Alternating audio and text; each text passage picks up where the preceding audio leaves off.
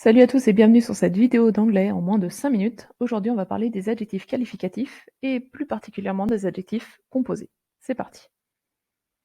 Tout d'abord, quelques généralités pour se remettre un peu dans le bain. Les adjectifs sont invariables en anglais, c'est-à-dire qu'ils ne s'accordent ni en genre, masculin, féminin, ni en nombre, singulier, pluriel.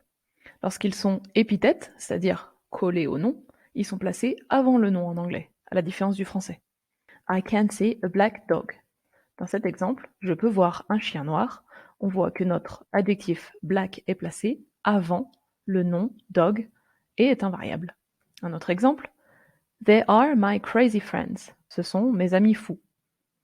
On voit dans cet exemple que l'adjectif crazy est placé avant le nom friends et est invariable. Passons maintenant aux éléments essentiels à savoir sur les adjectifs composés. On se rappelle que les adjectifs sont invariables en anglais. Ils sont placés avant le nom lorsqu'ils sont épithètes. Et pour la plupart, ils possèdent des tirets. Ils peuvent être composés d'un élément suivi d'un adjectif, un élément suivi d'un nom, ou un élément suivi d'un verbe, ou alors un élément suivi d'un autre élément qui n'a rien à voir avec un verbe, un nom ou un adjectif. Un adjectif composé d'un élément suivi d'un adjectif. Les adjectifs, eux, ne changent jamais, même dans un adjectif composé. It's a navy blue jacket. On voit bien notre adjectif, composé, navy blue, placé avant le nom jacket, qui est invariable et qui possède un tiret. C'est une veste bleu marine. Attention par contre dans certaines couleurs, it's a dark red jacket, le tiret n'est pas nécessaire, une veste rouge foncé. Les adjectifs composés d'un élément suivi d'un nom. Le nom, qui sera mis à la fin de l'adjectif composé, sera suivi de ed.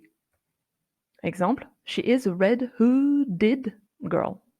C'est une fille avec une capuche rouge. Hood est le nom qui veut dire capuche. Comme il est en position d'adjectif, il se finit par ed. This boy is left-handed. Donc là, on voit bien que l'adjectif est en position attribut puisqu'il est après le verbe être. Puisque l'adjectif composé se termine par hand, un nom, donc, il est suivi de ed, handed. Maintenant, les adjectifs composés d'un élément suivi d'un verbe. On a deux façons différentes de les exprimer. Tout d'abord, les verbes se finissant par ed. L'adjectif a un sens passif. She is a well-dressed lady. Dans cet exemple, notre verbe dress est suivi de ed, car la fille qui est bien habillée grâce à un élément extérieur à elle, ses vêtements. Un autre exemple, it is a handmade toy. C'est un jouet fait à la main. Donc là, on n'a pas de ed, puisque le ed est le participe passé, mais on a bien la troisième colonne des verbes irréguliers, puisque le verbe make est un verbe irrégulier. C'est un élément extérieur qui fait que le jouet a été fait main. Donc l'adjectif a un sens passif. Les autres formes de verbes dans les adjectifs composés sont les verbes qui se terminent par ing. Le sens sera donc actif. It's an old-looking house. C'est une maison qui semble ancienne.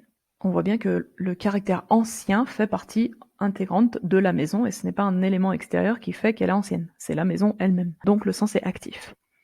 Un autre exemple, it's a never-ending story. C'est une histoire qui ne se termine jamais.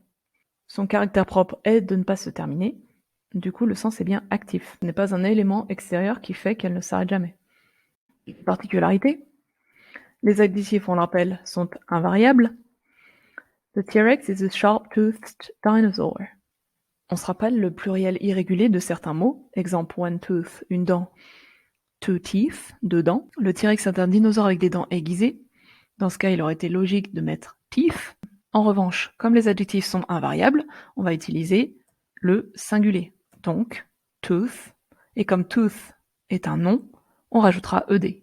A sharp-toothed dinosaur. Un autre exemple très employé. The winner is a 10-year-old boy. Le gagnant est un garçon de 10 ans. 10-year-old est mis en position d'adjectif avant le nom, boy, et comme les adjectifs sont invariables, year ne prend donc pas de s. Lorsque les adjectifs sont composés de deux ou plusieurs éléments différents, ils peuvent être très variés. Exemple, there is a coming of age party.